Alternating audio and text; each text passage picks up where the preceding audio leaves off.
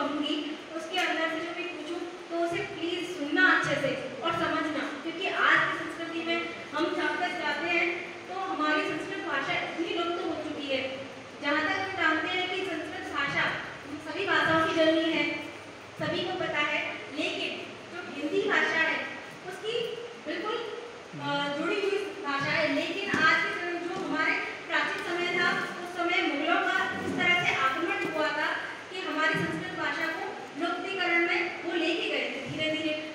जब 1526 ईस्वी में जब बहादुर शाह खिलजी ने आक्रमण किया और उसने नालंदा विश्वविद्यालय जो हमारा सबसे प्राचीन विश्वविद्यालय था और नालंदा था, तक्षशिला था, उन सब में आग लगा दी।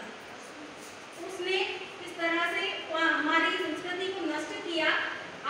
कहा जाता है कि जो नालंदा विश्वविद्यालय था उसमें इतनी पुस्तकें थी कि 30 दिन तक आग जलती रही थी, फिर भी पुस्तकें जलने का नाम नहीं लिया।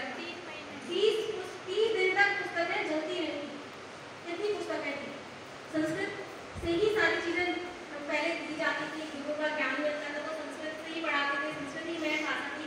हमारे भारत में जितने भी लोगों ने आक्रमण किया, अरबियों ने, फारसियों ने, उर्दुओं ने, जितनी भी संस्कृतियों ने हमारे ऊपर आक्रमण किया, हम उनको अपनाते गए। कहीं ना कहीं हम सुबह से शाम तक अलग अलग भाषाओं का उच्चारण करते हैं, अलग अलग भाषाओं को हम बोलने लगे हैं।